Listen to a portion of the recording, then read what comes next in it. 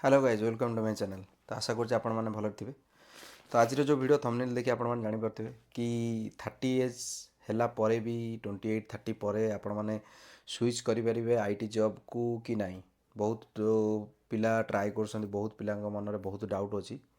Obviously ଆପଣ ଆରାମସେ change କରିପାରିବେ, କିଛି ପ୍ରୋବ୍ଲେମ୍ ନାହିଁ। ଏଜ୍ ଇଜ୍ ଜଷ୍ଟ ନମ୍ବର, କିଛି ମ୍ୟାଟର କରୁନି। ଏଜ୍ କେତେ ଆପଣଙ୍କର ଅଛି, କେତେ ହେଇଛି, କେତେ ହେବ, କ'ଣ ହେବ, କିଛି ମ୍ୟାଟର କରୁନି। ମେନ୍ ହେଲା ମ୍ୟାଟର ଆପଣଙ୍କ ସ୍କିଲ୍। ତ ଆପଣ କେଉଁଥିରେ ଇଣ୍ଟରେଷ୍ଟ ଅଛନ୍ତି, ଆପଣ କେଉଁ କୋର୍ସ କରିବାକୁ ଚାହୁଁଛନ୍ତି, ଆପଣ କେଉଁଥିରେ ଜବ୍ କରିବାକୁ ଚାହୁଁଛନ୍ତି, ମ୍ୟାଟର କରୁଛି ଆପଣଙ୍କ ସ୍କିଲ୍ ଉପରେ। କାହିଁକିନା ଗ୍ରାଜୁଏସନ୍ ହେଇଗଲା, MCA ହେଇଗଲା, ବିଟେକ୍ ହେଇଗଲା, ବହୁତ ବ୍ରାଞ୍ଚରେ ପିଲା ବିଟେକ୍ କରୁଛନ୍ତି, କିନ୍ତୁ ସମସ୍ତେ ଟାର୍ଗେଟ୍ ସମସ୍ତଙ୍କର କ'ଣ ନା ଆଇଟିରେ ବି ଆମେ ଜବ୍ କରିବୁ। ତ ଯାହାର ବି ଯେଉଁ ଇଣ୍ଟରେଷ୍ଟ ଅଛି ଆପଣ କରିପାରିବେ, କିଛି ପ୍ରୋବ୍ଲେମ୍ ନାହିଁ। ତ ଯେହେତୁ ଗୋଟେ ଜିନିଷ ଅଛି ଆପଣ କରିବାକୁ ଚାହୁଁଛନ୍ତି, ତ ବହୁତ ପିଲା ଏବେ 30 ଇୟର୍ରେ ମ୍ୟାରେଜ୍ କରିଗଲେଣି, ବହୁତ ପିଲା ଫ୍ୟାମିଲି ରେସ୍ପନ୍ସିବିଲିଟି ନେଲେଣି, ବହୁତ ପିଲା ଏବେ ବି ଚାହୁଁଛନ୍ତି କି ଜବ୍ ଆସିବା ପାଇଁ। ତ ବହୁତ କିଛି ପିଲାଙ୍କର ଇଣ୍ଟରେଷ୍ଟ ଗୋଟେ ଥାଏ, କିନ୍ତୁ ଏବେ ଗୋଟେ ଜବ୍ ପାଇବାକୁ ଗୋଟେ ଗଭର୍ଣ୍ଣମେଣ୍ଟ ଜବ୍ ପିଲା ବହୁତ ଟ୍ରାଏ କରୁଛନ୍ତି, ବହୁତ ଦିନ ଟ୍ରାଏ କଲା ପରେ ଗୋଟେ ଗଭର୍ଣ୍ଣମେଣ୍ଟ ଜବ୍ କ୍ରାକ୍ କରୁଛନ୍ତି। ତ ଏମିତି ନୁହଁ ଯେ ହେବନି, ସବୁ ଜିନିଷ ହେବ, ଗୋଟେ ଟାଇମ୍ ଟେକେନ୍ ଲାଗିବ, ଗୋଟେ ଟାଇମ୍ ଲାଗିବ। ଗୋଟେ ବି କିଛି ଗୋଟେ ତୁମେ ଜବ୍ କର, ଗୋଟେ ଟାଇମ୍ ଲାଗିବ। ଯେହେତୁ ଗୋଟେ ଗଭର୍ଣ୍ଣମେଣ୍ଟ ଜବ୍, ତ ଯେଉଁ ବି ପ୍ରୋଫାଇଲ୍ ହେଉ, ଗଭର୍ଣ୍ଣମେଣ୍ଟ ହେଉ ପ୍ରାଇଭେଟ୍ ହେଉ, ଗୋଟେ ଜବ୍ କରିବାକୁ ଟାଇମ୍ ଲାଗେ। ପ୍ରାଇଭେଟ୍ ଜବ୍ ହଁ ବେଶୀ ଟାଇମ୍ ଲାଗିବନି, ଫିର୍ ବି କିଛି ଦିନ ତୁମର ଗୋଟେ ପିଲା ଯିଏ 28-30 ବର୍ଷ ପରେ ଯେଉଁମାନେ ବି ଟ୍ରାଏ କରୁଛ, ତ ତୁମେ ଦେଖ କାହା କଥା କିଛି ଶୁଣ ନା, କି ତୁମକୁ କିଏ କହିଲା ତୁମେ ତା କଥା ଶୁଣିକିରି ତୁମେ ଜାଭା ଫୁଲ୍ ଷ୍ଟାକ୍ କରିଦେବ, ତୁମେ ଡେଭଲପ୍ ଜଏନ୍ କରିବ, ତୁମେ ଡାଟା ସାଇନ୍ସ ଜଏନ୍ କରିଯିବ, ତୁମେ AIML ଜଏନ୍ କରିଯିବ, ତ ପାଇଥନ୍ ଜଏନ୍ କରିଯିବ। ସେଇଟା ମ୍ୟାଟର କରେନି। ମ୍ୟାଟର କରେ ତୁମେ କେଉଁ ଜିନିଷଟା ତୁମେ ଜାଣିବାକୁ ଚାହୁଁଛ, କେଉଁ ଜିନିଷଟା ତୁମେ ଇଣ୍ଟରେଷ୍ଟ ଅଛ, କେଉଁ ଜିନିଷଟା ତୁମେ କରିକିରି ଗୋଟେ ଟାଇମ୍ ଟେବୁଲ୍ ଭିତରେ, ଗୋଟେ ଟାଇମ୍ ଲାଇନ୍ ଭିତରେ ତୁମେ ଜବ୍ ବଜେଇ ପାରିବ, ସେଇଟା ଦେଖ। କାହିଁକିନା ଯେହେତୁ ଗୋଟେ ତୁମର 30+ ହେଇଯାଉଛି ଏଜ୍, ତ ତୁମ ପାଖରେ ଟାଇମ୍ ୱେଷ୍ଟ କରିବାକୁ ଟାଇମ୍ ନାହିଁ ନା। ତୁମେ ଟାଇମ୍ଟା ୱେଷ୍ଟ କଲା ପରେ ତୁମକୁ ସେ ଟାଇମ୍ଟା ମିଳିବ। କାହିଁକିନା ବହୁତ ଲୋକଙ୍କର ଯେଉଁମାନେ ବି 30+, ବହୁତ ଲୋକଙ୍କର ମ୍ୟାରେଜ୍ ବି ହେଇଯାଉଛି। ବହୁତ ଲୋକ ମ୍ୟାରେଜ୍ ପାଇଁ ଟାଇମ୍ ହେଇଗଲାଣି, ଘରେ ବି ବ୍ୟସ୍ତ କରୁଛନ୍ତି କି ମୋତେ ମ୍ୟାରେଜ୍ କରିବାର ଅଛି, ମୋତେ ଆଗକୁ ବଢ଼ିବାର ଅଛି। ତ ବହୁତ ଜିନିଷ ବ୍ୟାକ୍ଗ୍ରାଉଣ୍ଡରେ ଚାଲିଥାଏ। ତ ତୁମେ ଟାର୍ଗେଟ୍ କର କେଉଁ ଜିନିଷଟା ତୁମେ ଇଣ୍ଟରେଷ୍ଟ ଅଛ, କେଉଁ ଜିନିଷଟା ତୁମେ କରିକି ଜଲ୍ଦି ଜଲ୍ଦି ଜବ୍ ବଜେଇ ପାରିବ। କାହିଁକିନା ତୁମେ ପାଠଟା ପଢ଼ିବ, ପାଠଟା ପଢ଼ିକି ପାଠଟା ଜାଣିବାର ଅଛି, ପ୍ରାକ୍ଟିକାଲ୍ କରିବାର ଅଛି। ପ୍ରାକ୍ଟିକାଲ୍ କଲା ପରେ ତୁମେ ପ୍ରାକ୍ଟିସ୍ କଲା ପରେ ତୁମେ ଯଦି ବି ଏକ୍ଜାମ୍ପଲ୍ ଜାଭା ଫୁଲ୍ ଷ୍ଟାକ୍ ତୁମେ କରିବାକୁ ଚାହୁଁଛ, ତୁମର ଜାଭା ସବୁ ପଢ଼ିବାକୁ ପଡ଼ିବ। କୋର୍ ଜାଭା ହଉ, ଆଡ଼ଭାନ୍ସ ଜାଭା ହଉ, ସ୍ପ୍ରିଙ୍ଗ ବୁଟ୍ ହଉ, ଯାହା ବି ତୁମର ଜାଭା ରିଲେଟେଡ଼୍ ରହିଲା ସବୁ କିଛି ପଢ଼ିବାକୁ ପଡ଼ିବ। ପଢ଼ିଲା ପରେ ତୁମେ ପ୍ରୋଗ୍ରାମିଂ ପ୍ରାକ୍ଟିସ୍ କରିବାକୁ ପଡ଼ିବ। ତୁମର ଲିଟ୍ କୋଡ଼୍ ହଉ, ହ୍ୟାକର୍ ରାନ୍ଥ ହଉ, ତ ବହୁତ ପ୍ରାକ୍ଟିସ୍ କଲା ପରେ ତୁମେ ଆରାମସେ ତୁମେ ଇଣ୍ଟରଭ୍ୟୁ ଗୋଟେ ଆରାମସେ ତୁମେ ବସିକି ଦେଇପାରିବ। କିନ୍ତୁ ଜିନିଷ କ'ଣ, ଇଣ୍ଟରଭ୍ୟୁ ତୁମେ ଦେଲା ପରେ ବହୁତ ଡିଫିକଲ୍ଟି ଫେସ୍ କରିବାକୁ ପଡ଼ିବ। ଇଣ୍ଟରଭ୍ୟୁରେ କ'ଣ ପଚାରୁଛି, ଇଣ୍ଟରଭ୍ୟୁର କେଉଁ ହିସାବରେ ଚାଲିଛି, ତୁମକୁ ଇଣ୍ଟରଭ୍ୟୁ ପାଇଁ କେମିତି ପ୍ରିପେୟାର ହେବାକୁ ପଡ଼ିବ। ବହୁତ ଇଣ୍ଟରଭ୍ୟୁରେ ଆଜିକାଲି ହେଇଗଲାଣି ସ୍କିଲ୍ ଟେଷ୍ଟ ଦେବାକୁ ପଡ଼ିବ। ସ୍କିଲ୍ ଟେଷ୍ଟ କ୍ୟାମେରା ଅନ୍ ହେବ, ତୁମକୁ ସ୍କିଲ୍ ଟେଷ୍ଟ ଦେବାକୁ ପଡ଼ିବ। ତୁମେ ସ୍କିଲ୍ ଟେଷ୍ଟ ପାସ୍ ହେଲେ ତୁମକୁ ଟେକ୍ନିକାଲ୍ ରାଉଣ୍ଡ ହେବ। ଟେକ୍ନିକାଲ୍ ରାଉଣ୍ଡରେ ଗୋଟେ ଜାଭାର କୋର୍ ଜାଭାର ଗୋଟେ ଟେକ୍ନିକାଲ୍ ରାଉଣ୍ଡ ହେବ। ତାପରେ ତୁମର ଆଡ଼ଭାନ୍ସ ଜାଭା ପଚାରିବ, ସ୍ପ୍ରିଙ୍ଗ ବୁଟ୍ ପଚାରିବ, ତୁମର ଫ୍ରେମୱାର୍କ କ'ଣ କାମ କରୁଛ ତାକୁ ଉପରେ ପଚାରିବ। ତ ବହୁତ ଜିନିଷ ତୁମକୁ ପାଠ ପଢ଼ିବାକୁ ପଡ଼ିବ। ତ ଏ ଜିନିଷ ଭିତରେ ତୁମର ଗୋଟେ ଏଜ୍, ମୋର ଗୋଟେ ସାଙ୍ଗ ଗୋଟେ ଜାଭାରେ ସେ 5-6 ବର୍ଷ ହେଲା ଜବ୍ କରୁଛି। ତ ତାଙ୍କ ପାଖକୁ ଆମର ଜଣେ ଓଡ଼ିଆ ଭାଇ ଆସୁଥିଲେ, ତ ତାଙ୍କର ଏଜ୍ 40 ହେଇଗଲାଣି। ସେ ଜାଭାରେ ଇଣ୍ଟରେଷ୍ଟ ଥିଲେ ଜାଭା ପଢ଼ିବେ ବୋଲି। ତାଙ୍କର ଗୋଟେ ଝିଅ ଗୋଟେ ପୁଅ। ତ ଦୁଇଟା ଛୁଆର ବାପା ହେଲା ପରେ ଗୋଟେ ପିଲା ଯେତେବେଳେ ଇଣ୍ଟରେଷ୍ଟ ହେଇପାରୁଛି 40 ବର୍ଷ ବୟସରେ କି ମୋତେ ବି ଜବ୍ କରିବାର ଅଛି, ମୋତେ ବି ଘର ଚଳେଇବାର ଅଛି। ସିଏ ଭାଇ ବି ଆଉ ଅଲଗା ପ୍ରୋଫାଇଲ୍ରେ ବି ଜବ୍ କରିଥିଲେ, ତ ସପୋର୍ଟ ଜବ୍ କରି ତାଙ୍କ ସାଲାରୀ ଏତେ ବଢ଼ିଲାନି, ଯେହେତୁ ସିଏ ଚିନ୍ତା କଲେ ମୁଁ ଆଇଟିରେ ପଶିବି। ତ ସିଏ ଯେତେବେଳେ ଗୋଟେ ଇଣ୍ଟରେଷ୍ଟ ହେଇପାରୁଛନ୍ତି କି ସିଏ ଜାଭା ବୁଝିବାକୁ ଗୋଟେ ଆସିପାରୁଛନ୍ତି ଗୋଟେ ପିଲା ପାଖକୁ, ଏଜ୍ ସିଏ ମ୍ୟାଟର କରୁନି ତାଙ୍କର। ତ ତୁମେ 28-30 ପରେ ତୁମେ ଏଜ୍ ପରେ ତୁମେ କାହିଁ ହେଇପାରିବନି। ସବୁ ଜିନିଷ ସମସ୍ତେ କରିପାରିବେ, ମ୍ୟାଟର ହେଉଛି ତୁମର ଇଣ୍ଟରେଷ୍ଟ କେଉଁଠି। ତୁମର ଯଦି ଇଣ୍ଟରେଷ୍ଟ ଅଛି, ଏମିତି କେଉଁ ଜିନିଷ ନାହିଁ ତୁମେ ଗୋଟାଏ ୱିକ୍ରେ ବି ଚାହିଁଲେ କରିଦେବ।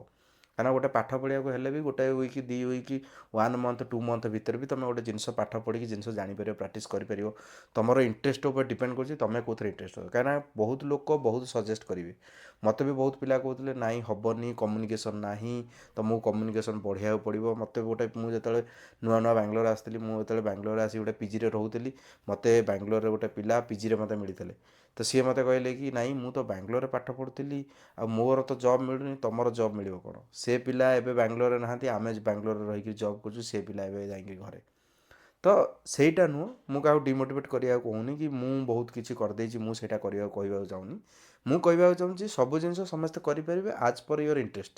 କି ତମର ଯଦି ଇଣ୍ଟରେଷ୍ଟ ଅଛି ତମେ ବି ସେ ଜିନିଷ ବି ତମେ ନେଇ ଆଣି ଥୋଇପାରିବ, ତମେ ବି ସେ ଜବ୍ କରିପାରିବ। ଏମିତି କେଉଁ ଜବ୍ ନାହିଁ ଡିଫିକଲ୍ଟ, ଏମିତି କେଉଁ ଜବ୍ ନାହିଁ ଗୋଟାଏ ଡିଫିକଲ୍ଟ ପାଥରେ ତମେ ଯାଇକିରି ତମେ ଗୋଟେ ସକ୍ସେସ୍ ହେଇପାରିବନି। ଦେଖ ସବୁ ଜିନିଷ କରିବାକୁ ହେଲେ ଗୋଟେ ଡିଫିକଲ୍ଟ ପ୍ରୋବ୍ଲେମ୍ ଫେସ୍ କରିବାକୁ ପଡ଼ିବ, କାହିଁକିନା ସବୁ ଜିନିଷରେ ଗୋଟେ ଡିଫିକଲ୍ଟ ଥାଏ। କିନ୍ତୁ ଯେତେବେଳେ ପ୍ରୋବ୍ଲେମଟା ଫେସ୍ କରି ତୁମେ ସଲ୍ୟୁସନ୍ ବାହାର କରି ସେ ଜାଗା ମୁଣ୍ଡରେ ପହଞ୍ଚିବ, ତୁମକୁ ଲାଗିବ ନାଇଁ ମୁଁ ଗୋଟେ ସକ୍ସେସ୍ ହେଲା ଭଳି।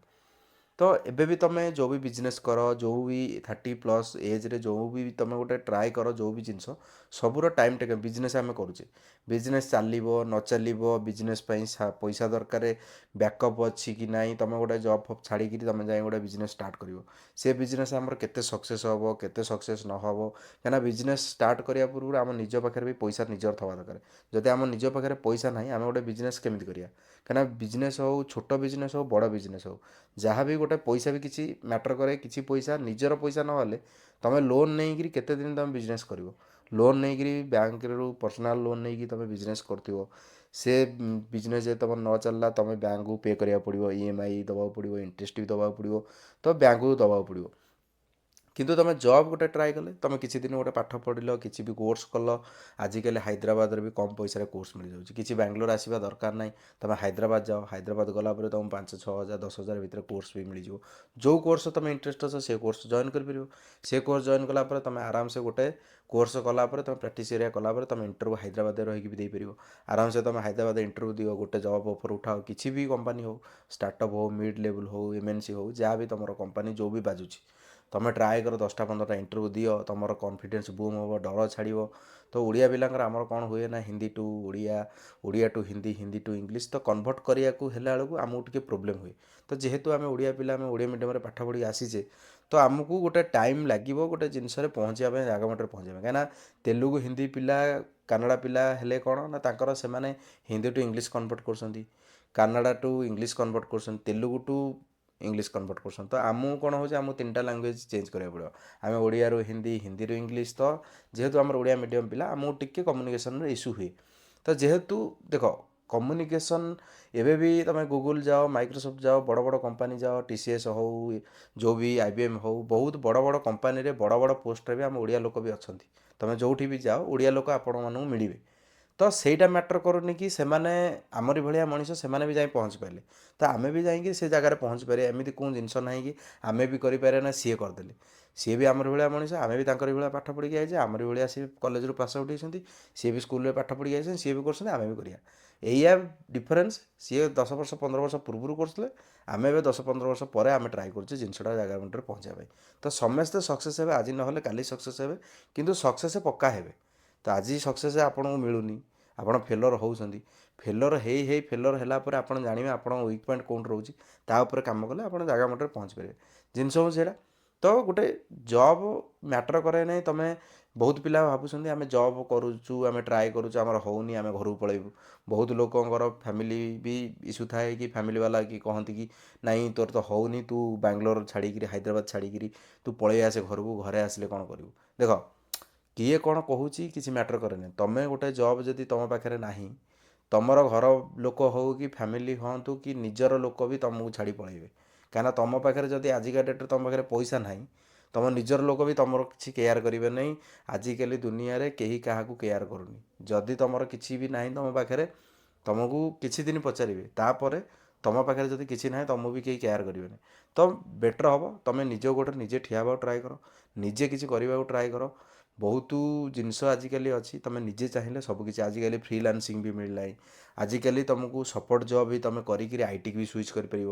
ବହୁତ ପିଲା ସେମିତି ବି କରୁଛନ୍ତି। ଆଜିକାଲି ତ ପିଲା, ଆମର ଓଡ଼ିଆ ପିଲା ଡେଲିଭରି କରିକି ବି ସଫ୍ଟୱେର୍ ଜବ୍କୁ ବି ଟ୍ରାଏ କରୁଛନ୍ତି, ସଫ୍ଟୱେର୍ ଜବ୍କୁ ସୁଇଚ୍ କରୁଛନ୍ତି। ଡେଲିଭରି କରିକି ନିଜ ଖର୍ଚ୍ଚ ଉଠେଇକିରି ଘରକୁ ପଇସା ଦେଇକିରି ତାପରେ ବି ସେ ସଫ୍ଟୱେର୍କୁ ସୁଇଚ୍ କରୁଛନ୍ତି। ତ ସବୁ ଜିନିଷ ଆମେ କରିପାରିବା, ଚାହିଁଲେ ଆମେ ସବୁକିଛି କରିପାରିବା। କିନ୍ତୁ ଯଦି ଆମେ ଡରିଯିବା ନାହିଁ ହେବନି, ଆମକୁ ବହୁତ ପିଲା ଡିମୋଟିଭେଟ୍ କରୁଛନ୍ତି। ଦେଖ ତୁମକୁ ମୋଟିଭେଟ୍ କରିବା ପିଲା ବହୁତ କମ୍ ମିଳିବେ, କିନ୍ତୁ ଡିମୋଟିଭେଟ୍ କରିବା ପିଲା ବହୁତ ମିଳିବେ। କାହିଁକିନା ତୁମେ ଯେଉଁଠି ବି ଯେଉଁ ଏନ୍ଭାରମେଣ୍ଟରେ ରୁହ ତୁମକୁ ସବୁ ଭଲ ଲୋକ ମିଳିବେ ବୋଲି ମାନେ ନାହିଁ। କାହିଁକିନା ବହୁତ ଖରାପ ଲୋକ ମିଳିବେ, ବହୁତ ଭଲ ଲୋକ ମିଳିବେ। ତୁମକୁ ଖରାପ ଭଲ ଭିତରେ ତୁମକୁ ଆଗକୁ ଯିବାର ହେଲେ ତୁମକୁ ଏ ଜିନିଷ ସବୁ ସାଇଡ଼୍ କରିକି ତୁମକୁ ଆଗକୁ ଯିବାର ଅଛି। କାହିଁକିନା ସବୁ ଜିନିଷ ତୁମେ ଶୁଣ, ସବୁ ଜିନିଷ କର, କିନ୍ତୁ ଜିନିଷ କ'ଣ ତୁମକୁ କେଉଁଟା ଇଣ୍ଟରେଷ୍ଟ ହେଉଛି ସେଇଟା କର। ତୁମକୁ କିଏ କ'ଣ କହିଲା, ତୁମକୁ କିଏ କ'ଣ ବୁଝେଇଲା, ତୁମେ ଯଦି ସେଇ ଜିନିଷଟାକୁ ତୁମେ ମୁଣ୍ଡରେ ପୁରେଇକି ଡିମୋଟିଭେଟ୍ ହେଇଯିବ, ନାଇଁ ମୁଁ କିଛି କରିପାରିବି ନାହିଁ, ମୁଁ ଆଗକୁ ବଢ଼ିପାରିବି ନାହିଁ, ମୋର ତ ଏଜ୍ ହେଇଗଲାଣି, ମୋର ତ ମ୍ୟାରେଜ୍ ଟାଇମ୍ ହେଇଗଲାଣି, ମୋର ମ୍ୟାରେଜ୍ ହେଇଯିବ, ମୋର ଇଏ ହେଇଯିବ, ସିଏ ହେଇଯିବ, ତ ବହୁତ ଜିନିଷ ବହୁତ ଲୋକ କହିବେ। କିନ୍ତୁ ଜିନିଷ ତୁମକୁ ହିଁ ସବୁକିଛି କରିବାର ଅଛି। ତୁମେ କ'ଣ କରିବାକୁ ଚାହୁଁଛ, ତୁମର କେଉଁଥିରେ ଇଣ୍ଟରେଷ୍ଟ ଅଛି, ତୁମର ଇଣ୍ଟରେଷ୍ଟଟା ଯଦି ତୁମେ ଭାଙ୍ଗିଦେଲ, ତୁମ ଇଣ୍ଟରେଷ୍ଟଟାକୁ ତୁମେ ଯଦି ମାରିଦେଲ, ତୁମର ଆଜି ନୁହଁ ନା କେବେ ବି ନୁହଁ, ତୁମେ କେବେ ବି କିଛି କରିପାରିବନି। କାହିଁକିନା ଏବେ ଟାଇମ୍ ଅଛି, ଏବେ ଏଜ୍ ଅଛି। ଫେଲର୍ ହେଲେ ତୁମେ ଫେଲର୍ ହେଇକିରି ତୁମେ ଆରାମସେ ତୁମେ ଆଗକୁ ବଢ଼ିପାରିବ। କିନ୍ତୁ ତୁମେ ଯଦି ଫେଲର୍ ହେଇକିରି ପଛକୁ ପଳେଇଲ, ତୁମେ ଆଉ ଜୀବନରେ କମ୍ବ୍ୟାକ୍ କରିପାରିବ ନାହିଁ। ତ ଏବେ ଟାଇମ୍ ଅଛି, ତୁମେ ଟ୍ରାଏ କର। କିଛି ଏଜ୍ ମ୍ୟାଟର୍ କରୁନି। ବହୁତ ଲୋକଙ୍କର ମନରେ ଡାଉଟ୍ ଅଛି କି ଏଜ୍ ହେଇଗଲାଣି, ଆମେ କିଛି କରିପାରିବାନି, ଆମକୁ IT କମ୍ପାନୀ ନେବନି। IT କମ୍ପାନୀରେ ଏଜ୍ କିଛି ବି ମ୍ୟାଟର୍ କରୁନି। ଗୋଟେ 30 ଇୟର୍ ପିଲା ବି ମ୍ୟାନେଜର୍ ହେଇପାରୁଛି, ଗୋଟେ 40 ଇୟର୍ ପିଲା ବି ଆସିକି ମ୍ୟାନେଜର୍ ହେଇପାରୁଛି, ଗୋଟେ 50 ଇୟର୍ ପିଲା ଆସିକି ବି ମ୍ୟାନେଜର୍ ହେଇପାରୁଛି। ତ ତୁମକୁ ମ୍ୟାନେଜର୍ ହେବା ଆଉ ଗୋଟେ ଜବ୍ ବଜେଇବା ଏଇଟା ଗୋଟେ ବଡ଼ କଥା ନୁହଁ। କାହିଁକିନା ତୁମକୁ ଡିପେଣ୍ଡ କରୁଛି ତୁମେ କେଉଁଥିରେ ଇଣ୍ଟରେଷ୍ଟ ଅଛ, ତୁମେ କେଉଁ ଜିନିଷ କରିପାରିବ, ତୁମେ କେଉଁ ଜିନିଷକୁ କରିକି ତୁମେ ସକ୍ସେସ୍ ହେବ, ସେଇଟା ତୁମେ ଟ୍ରାଏ କର। ଯେଉଁଟା ଇଣ୍ଟରେଷ୍ଟ ଅଛି, ଯେଉଁ ବି କୋର୍ସ ହେଉ ତୁମେ ଜଏନ୍ କର। ତୁମେ ଆରାମସେ ସେ କୋର୍ସଟାକୁ ଜଏନ୍ କଲା ପରେ ତୁମେ ଟାର୍ଗେଟ୍ କର ସେ କୋର୍ସଟାକୁ କେମିତି କ'ଣ କମ୍ପ୍ଲିଟ୍ କରିବ। ତାପରେ ପ୍ରାକ୍ଟିସ୍ କର, ତାପରେ ଇଣ୍ଟରଭ୍ୟୁ ଦେବା ପ୍ରୋସେସ୍, ଯେମିତି ନୌକରି ହେଇଗଲା, ଇନଷ୍ଟା ହାୟର ହେଇଗଲା, ଲିଙ୍କଡିନ୍ ହେଇଗଲା, ଏଗୁଡ଼ା ସବୁ ତୁମେ ଓପନ୍ କର, ପ୍ରୋଫାଇଲ୍ କ୍ରିଏଟ୍ କର। ପ୍ରୋଫାଇଲ୍ ହିସାବରେ ତୁମର ସବୁକିଛି ଡିଟେଲ୍ସ ପକାଅ। ସବୁକିଛି ଡିଟେଲ୍ସ ପକାଇଲା ପରେ ତୁମେ ଆପ୍ଲାଏ ଡେଲି କର। ଡେଲି ଆପ୍ଲାଏ କଲା ପରେ ତୁମେ ଜବ୍ ଯେଉଁ ଆପ୍ଲାଏ କରିବ ତାକୁ ତୁମେ HR ସହିତ କଣ୍ଟାକ୍ଟ କର। HR ମାନେ ତୁମକୁ କମ୍ବ୍ୟାକ୍ କରିବେ, କଲ୍ କରିବେ, ସେମାନଙ୍କ ସହିତ କଥା ହୁଅ। ତ ଇଣ୍ଟରଭ୍ୟୁ ସିଡ୍ୟୁଲ୍ କର। ଇଣ୍ଟରଭ୍ୟୁ ସିଡ୍ୟୁଲ୍ ପରେ ତୁମେ ଇଣ୍ଟରଭ୍ୟୁ ଆଟେଣ୍ଡ କର। କିଛି ଡରିବାର ନାହିଁ, କିଛି ବି ଭୟ କରିବାର ନାହିଁ। ଇଣ୍ଟରଭ୍ୟୁ ଦେଲେ ତୁମେ 2-4ଟା ଇଣ୍ଟରଭ୍ୟୁ 5ଟା ଦେଲା ପରେ ତୁମ କନଫିଡେନ୍ସ ଧୀରେ ଧୀରେ ବୁମ୍ ହେବ। ଧୀରେ ଧୀରେ ତୁମେ ଆଗକୁ ବଢ଼ିବ, କିଛି ଅସୁବିଧା ନାହିଁ। ଇଣ୍ଟରଭ୍ୟୁ ତୁମର ଆରାମସେ କ୍ରାକ୍ ହେବ। କାହିଁକିନା ଆଜି ନହେଲେ ତୁମର କାଲି ବି ଇଣ୍ଟରଭ୍ୟୁ ହେବ। ସପ୍ତାହେ ଯାଉ, 2 ସପ୍ତାହ ଯାଉ, ମାସେ ଯାଉ, ତୁମେ ଇଣ୍ଟରଭ୍ୟୁ ଦିଅ। ଇଣ୍ଟରଭ୍ୟୁ ଦିଅ, କିଛି ନେଗେଟିଭିଟି ମୁଣ୍ଡରେ ନିଅନି, କିଛି କିଏ କ'ଣ କହିଲା ଶୁଣିବା ଦରକାର ନାହିଁ। ତୁମେ ତୁମର କାମରେ ଫୋକସ୍ କର। ଆଜି ନହେଲେ ତୁମେ କାଲି ଆରାମସେ ସକ୍ସେସ୍ ହେବ। ଆଜିର ଭିଡ଼ିଓ ଏତିକି ଥିଲା। ଆପଣମାନଙ୍କୁ ଭିଡ଼ିଓଟା କେମିତି ଲାଗିଲା ଆପଣମାନେ ମୋ କମେଣ୍ଟ ବକ୍ସରେ କମେଣ୍ଟ କରିବେ।